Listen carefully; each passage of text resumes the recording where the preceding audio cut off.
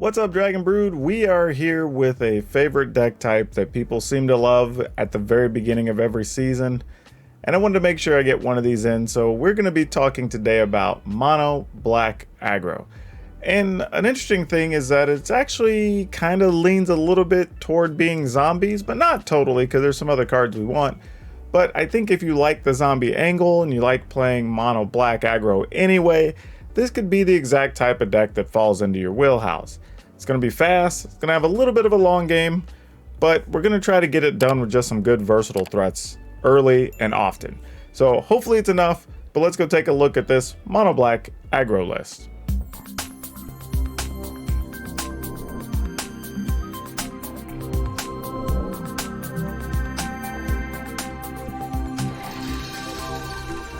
Alright, so moving into the new standard, some of the best aggro creatures are actually just happen to be zombies. So that's what we're going to be leaning on here to get the job done. Now, not totally all zombies, because there's some other cards that do help, because we do need to add a little bit of, I guess if you want to call it, weight to the deck, so you can hit with some bigger things.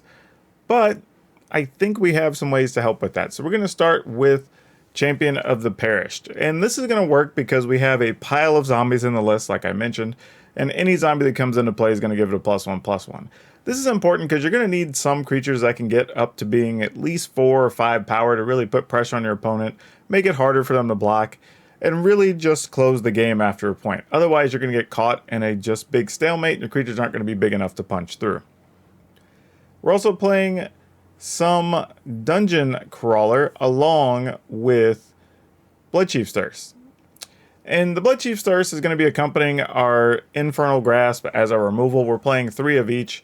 Infernal removal doesn't have really any restrictions on it, which is pretty nice other than losing the 2 life. But we actually have some ways to mitigate that, so we're not too worried about it. The thing about Bloodchief's Thirst is it is a sorcery, so we don't love that. But it does let us kill any creature or planeswalker, so we're kind of into it. But anyway, back to the creatures. We're talking about Dungeon Crawler. I know I said Dragon Crawler. Dungeon Crawler, not Dungeons and Dragons.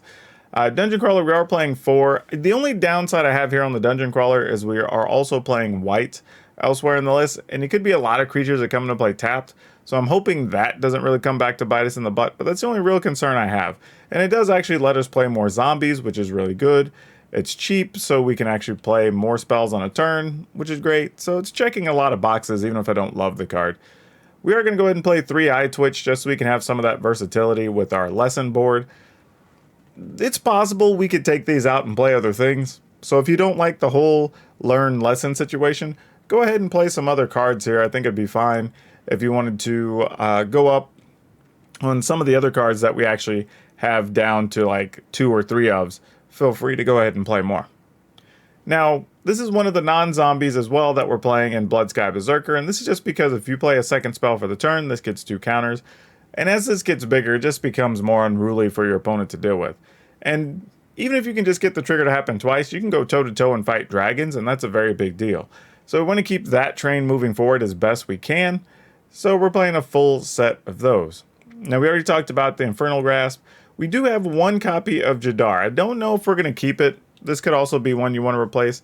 But I want to experiment with the idea of that occasionally it's going to come up whenever you have a Champion of the Perished. And basically every turn you're going to get a zombie, and that zombie is going to trigger your Champion of the Perished.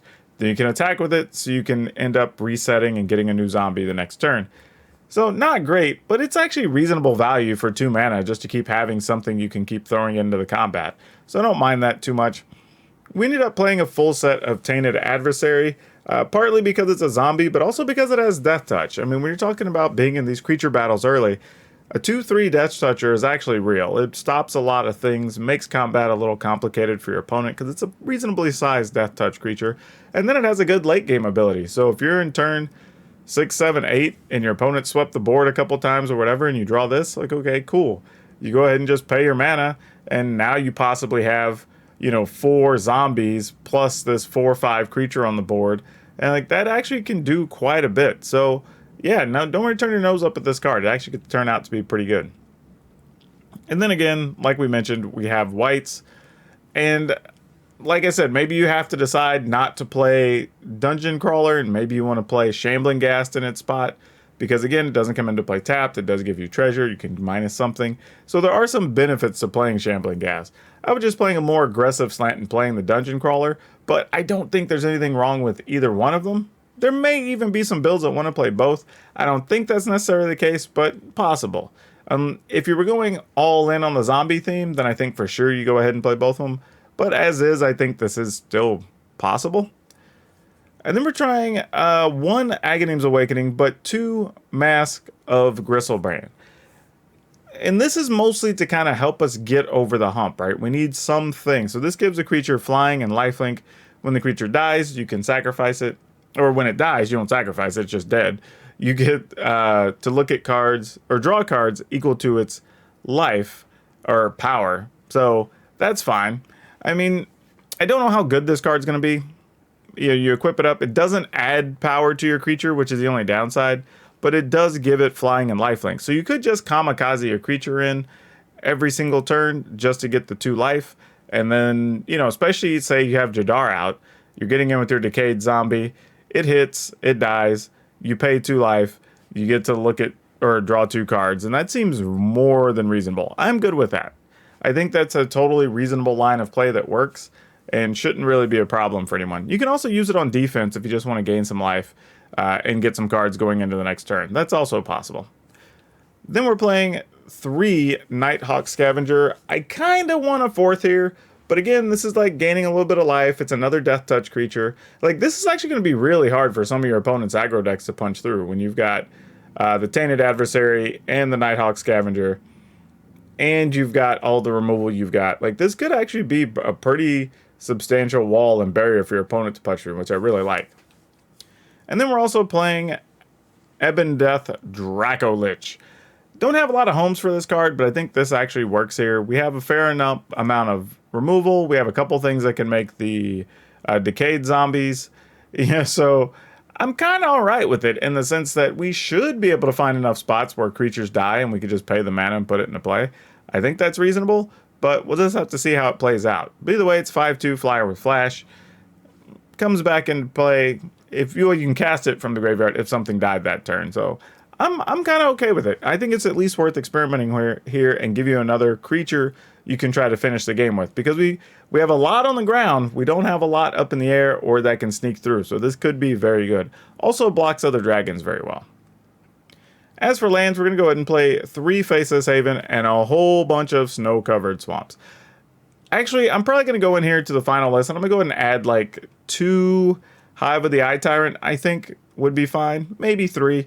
And I think that gives you at least 1 more creature, something else with Menace. Especially in the current environment, something to remove stuff from the graveyard could be relevant. So I want to sneak those in there if possible.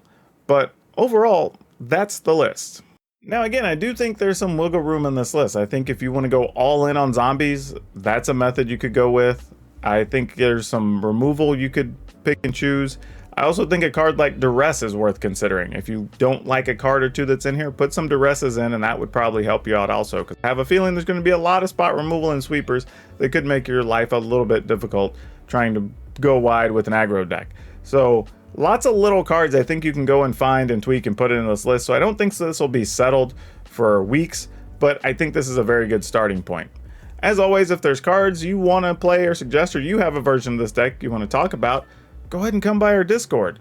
Or you can just, let me know what you think about the deck list down in the comments. But if you want to talk about your deck or other crazy ideas, come by our Discord. Links in the description. Great time to come get help, especially in the beginning when you're trying to decide what to do with those new rares that you open, or even just how to use some of those wild cards. We can help answer those questions for you. Also, don't forget, if you haven't, please, I'm begging, if you'd be so kind as to hit the like, subscribe, support, all that stuff depending on where you're watching this video. But more importantly, even if you don't do it just on my channel, anytime you watch a creator that you enjoy, please remember to do all the interactions and share their content, because that's the most important thing you can do to help them grow their platform. But that's all I have for you for now. We'll see you next time.